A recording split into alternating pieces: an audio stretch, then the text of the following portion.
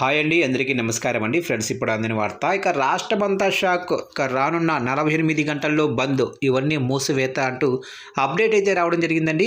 అయితే ఇందుకు సంబంధించిన పూర్తి వివరాలు అయితే మన వీడియోలో తెలుసుకుందామండి. ఎక్కడ ఏంటి అనేది వీడియో మాత్రం పూర్తి వరకు చూడండి ఫ్రెండ్స్. అప్పుడే మనకి పూర్తి సమాచారం అయితే తెలుస్తుంది. ఇక లేట్ చేయకుండా టాపిక్లోకి వెళ్ళిపోదాము. ఇక ఎల్పిజి గ్యాస్ సంక్షోభం దేశాన్ని గత కొద్ది రోజులుగా కుదిపేస్తుంది. పశ్చిమాసియాలో ఉద్రిక్తతలు, అలాగనే హోర్మోజ్ జలసంధిని ఇరాన్ మూసివేయడంతో భారత్కు రావాల్సిన ఎల్పిజి గ్యాస్ సరఫరా నిలిచిపోయింది. గల్ఫ్ దేశాల నుంచి భారత్ ఎక్కువగా గ్యాసును దిగుమతి చేసుకుంటుంది. అక్కడి అమెరికా స్థావరాలపై ఇరాన్ క్షిపణులతో విరుచుకుపడడంతో రవాణా స్తంభించిపోయింది.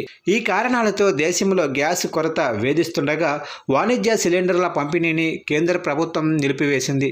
కొద్ది రోజుల పాటు ఇంట్లో ఉపయోగించే డొమెస్టిక్ గ్యాస్ సిలిండర్లను మాత్రమే డెలివరీ చేయాలని ఆదేశించింది. వాణిజ్య సిలిండర్ల పంపిణీ ఆపేయడంతో హైదరాబాద్లోని హోటళ్లు, రెస్టారెంట్లపై ప్రభావం పడుతుంది. నగరంలోనే ఫుడ్ షాపులు, అలాగనే హోటల్స్ అన్నీ కూడా మూత వేసుకునే పరిస్థితులు నెలకొన్నాయి.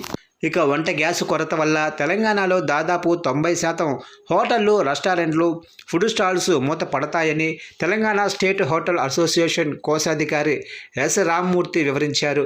రాబోయే 48 గంటల్లో ఇవన్నీ మూతపడవచ్చని తెలిపారు.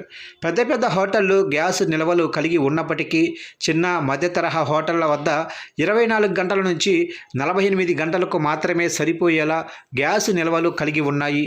చిన్న హోటల్స్లో 2 రోజులకు మాత్రమే సరిపోయే గ్యాస్ నిల్వలు మిగిలి ఉన్నాయి.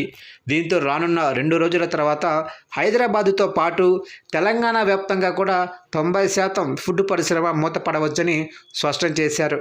ఇలాంటి సంక్షోభం వస్తుందని తాము ఊహించలేదని, అందుకే ముందుగానే ప్రణాళికలు రూపొందించుకోలేదని తెలిపారు.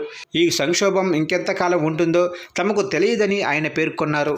ఇక హాస్టళ్లు బంద్ అవుతాయా అంటే, ఇక నగర వ్యాప్తంగా ఎన్నో హాస్టళ్లు ఉన్నాయి. గ్యాస్ కొరత వల్ల హాస్టళ్లలో ఉండేవారు కూడా ఇబ్బంది పడే పరిస్థితులు నెలకొన్నాయి. ఇప్పటికే నగరంలోనే పలు హాస్టళ్లు టీ, కాఫీ, ఇతర అదనపు ఆహార పదార్థాలను సర్వ్ చేయమని ప్రకటించాయి. గ్యాస్ పూర్తి స్థాయిలో అందుబాటులోకి వచ్చిన తర్వాత మళ్లీ వాటిని అందిస్తామంటూ ప్రకటన చేశాయి. ఇక వారం రోజుల పాటు గ్యాస్ కొరత కొనసాగితే హాస్టళ్లు మూసివేయక తప్పదు. ఇక హోటళ్లలో పనిచేసే సిబ్బంది, ఫుడ్ డెలివరీ చేసే గిగ్ వర్కర్లకు కూడా ఉపాధి లభించక ఇబ్బంది పడనున్నారు. హైదరాబాదులో ఒక మధ్య తరహా హోటల్ దాదాపుగా 500 మందికి ప్రత్యక్షంగా, పరోక్షంగా ఉపాధి కల్పిస్తుంది. ఇప్పుడు వీరి ఉపాధికి ఆటంకం కలగనుంది. ఇలా గ్యాస్ కొరత వల్ల అనేక రంగాలు కుందేలు కానున్నాయి.